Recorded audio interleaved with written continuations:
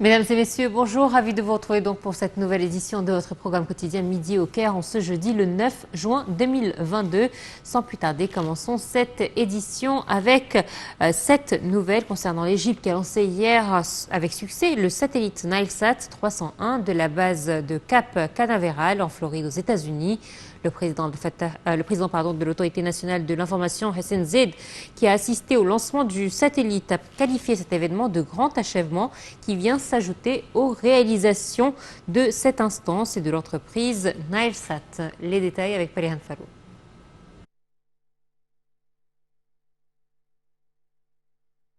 Le lancement avec succès du satellite Nilesat 301 est un grand achèvement qui vient s'ajouter aux réalisations de l'Autorité nationale de l'information et de l'entreprise Nilesat. C'est ce qu'a déclaré le président de l'Autorité nationale de l'information, Hussein Zaid, en assistant au lancement de ce satellite aux États-Unis. Zaid a souligné que ce qui avait été réalisé intervient dans le cadre de ce que témoigne la patrie, de développement, de révolution technologique et de transformation numérique dans les différents domaines à l'avènement de la nouvelle République et sous la direction du président Abdel Fattah el-Sisi. Il a à cette occasion félicité le chef de l'État pour le lancement avec succès du satellite Nilesat 301. Zaid s'est dit content d'avoir assisté à cet événement historique de l'histoire des médias égyptiens qui prouve la capacité de l'Égypte à préserver sa place dans ce domaine vital. Il a indiqué que le lancement avec succès de ce satellite constituait une nouvelle phase vers des horizons illimités dans le domaine de la technologie satellitaire et allait de pair avec le développement que connaît le monde dans ce domaine. Le nouveau satellite Nilesat 301 avait été lancé avec succès hier soir de la base Cap Canaveral en Floride. Ce satellite appartenant à la compagnie de satellites égyptienne Nilesat a pour but d'améliorer les services Internet en fournissant des services Internet à large bande couvrant l'Égypte. Il s'agit du 4e satellite égyptien de la série Nilesat à être lancé après les modèles Nilesat 101, 102 et 201 mis en orbite respectivement en 1998, en 2000 et en 2010. D'une durée de vie prévue d'au moins 15 ans, le satellite Nilesat 301 doit remplacer le Nilesat 2001 qui expirera en 2028.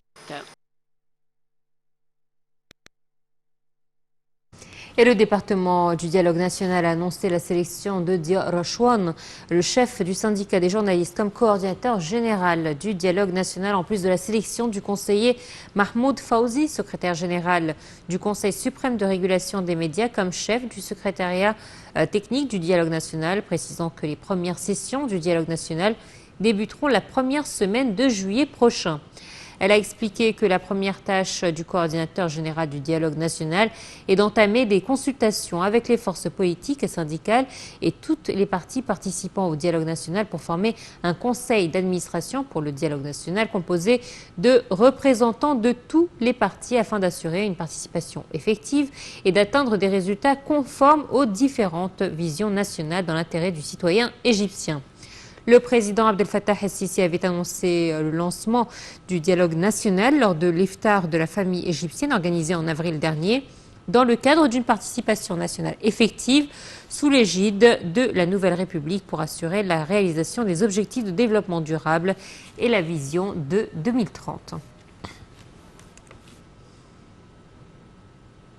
Et au nom du président Abdel Fattah el-Sisi, le chef du gouvernement, Dr Moustapha Madbouli, est arrivé à Mogadiscio pour assister à la cérémonie d'investiture du président somalien Hassan Sheikh Mohamud.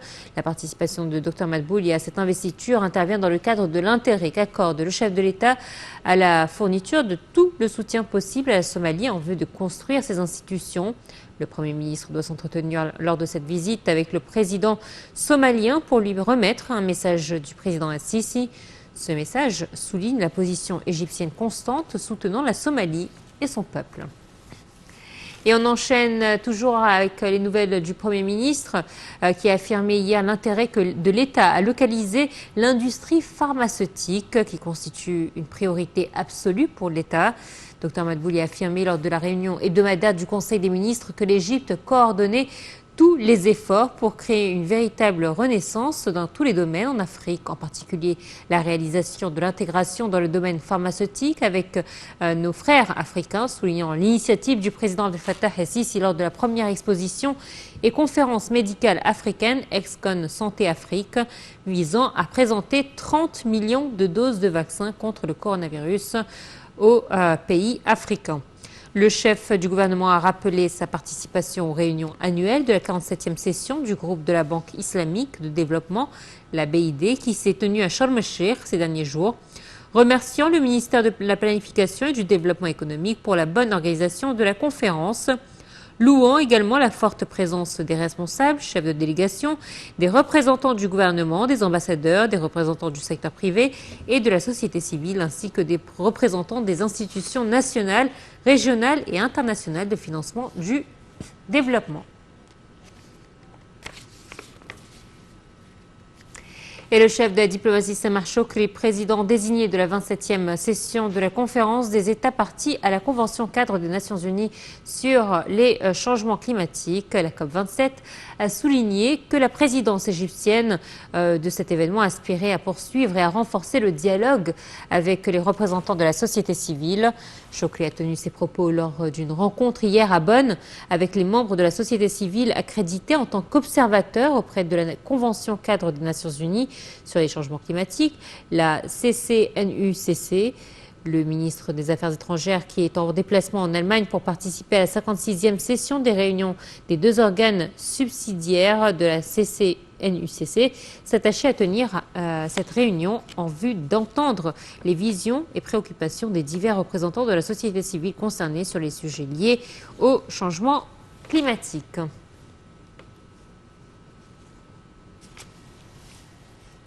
Du tourisme à présent, le Conseil suprême des Antiquités a annoncé la découverte d'un papyrus intact et scellé qui renferme probablement des chapitres du livre des morts. Ce papyrus a été trouvé dans un des 250 sarcophages en bois découverts la semaine dernière à Saqqara. Je ne vous en dis pas plus. Perihan Farou.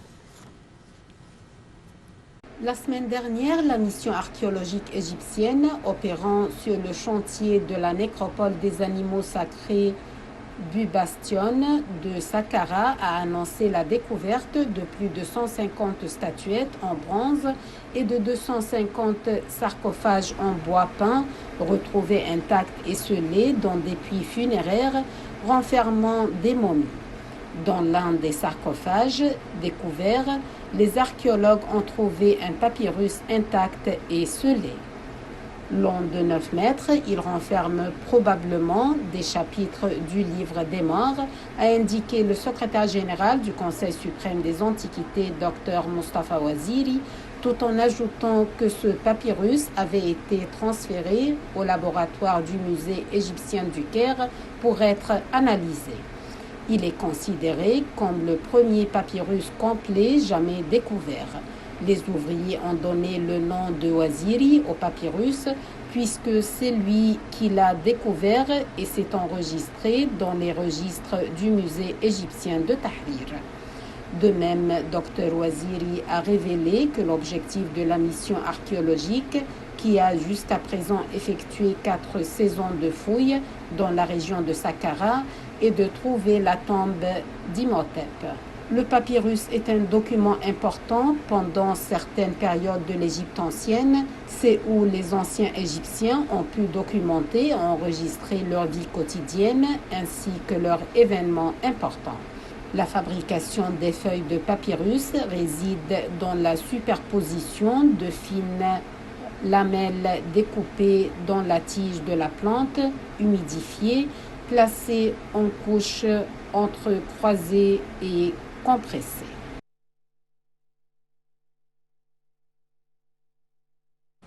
Et on termine avec du sport. L'équipe nationale égyptienne joue ce soir contre l'Éthiopie et cela pour le compte de la deuxième journée des éliminatoires de la Coupe d'Afrique des Nations 2023. Le match se déroule au Malawi car les Éthiopiens ne disposent pas de stades internationaux aux normes donc internationales.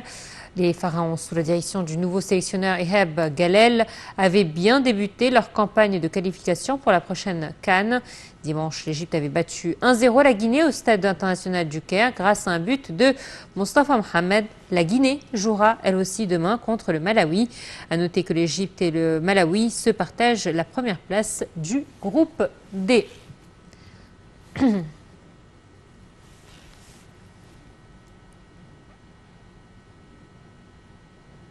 Et nous a rejoint par téléphone Hazem Skandarani, commentateur sportif. Bonjour. Bonjour. À quoi devons-nous s'attendre pour cette rencontre Égypte-Éthiopie, sachant que nous avons un nouveau sélectionneur qui doit faire ses preuves et qui sera observé par tous les Égyptiens? Bien sûr, ce match, on attend beaucoup de notre équipe nationale, justement, parce qu'on a besoin vraiment de ces 3 points. Après avoir, comme vous venez de le dire, après avoir gagné les 3 premiers points, après avoir battu l'équipe guinéenne. Donc, on attend justement de notre équipe, non seulement de gagner le match et d'avoir les 3 points, mais aussi une performance qui laisse une impression à nous tous que c'est le retour vraiment de la grande équipe égyptienne qui est arrivée en finale dans la CAN, la dernière CAN.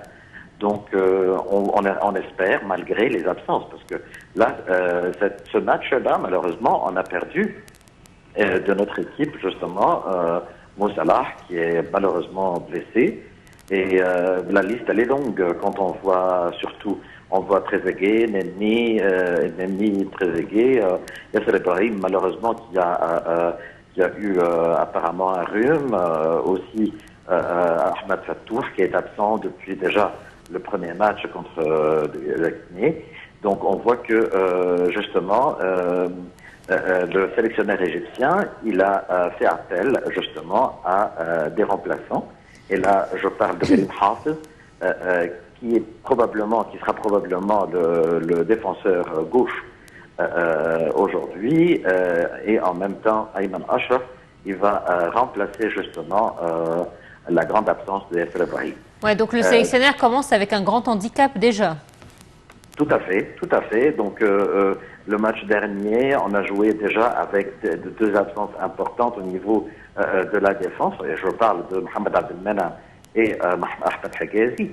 Et aujourd'hui, on manque aussi dans le corps des joueurs. Et là, donc, je pense que nos joueurs, ils se connaissent bien. On a Mohamed Abou Gabal qui peut être le gardien de but aujourd'hui, malgré le retour justement de Mohamed Chenaoui après son absence à cause du Covid. On voit Omar Gaber justement pour le côté défensif de droite. On voit que Mahmoud Hamdi Louench est à côté de lui, Ayman Ashraf, et finalement Karim Hafez sur le côté gauche, qui a montré vraiment des moyens exceptionnels lors des derniers entraînements. Au niveau du milieu de terrain, on voit Amr Soleil, Hamdi Fathi et Marwan Achour, qui ont montré justement des capacités et une sorte d'harmonie qui nous donne l'espoir. Et finalement, après l'absence justement de Mo Salah, on a Ahmed Saïd Zizou et Mostafa Mohamed, le buteur du match dernier, et à côté de Omar Marmouche. Et on a aussi des joueurs très prometteurs qui sont qui peuvent mettre le plus lors du match, de ce match important. Donc en fait, c'est qui tout double, hein. C'est de toute façon, il sera obligé de faire jouer les éléments qui sont présents et peut-être que nous aurons de bonnes surprises parmi justement les choix de ce nouveau sélectionneur.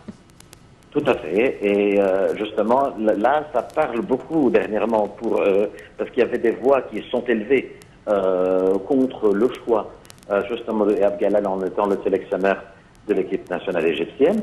Mais il faut oublier tout ça maintenant. On doit être tous derrière notre sélectionneur et notre équipe nationale, justement pour essayer de recommencer, d'avoir un début, un nouveau début pour le football égyptien après justement une année, cette année qui est une année assez aride au niveau des résultats. On espère que les préparations de cette année vont aboutir à des victoires importantes l'année prochaine.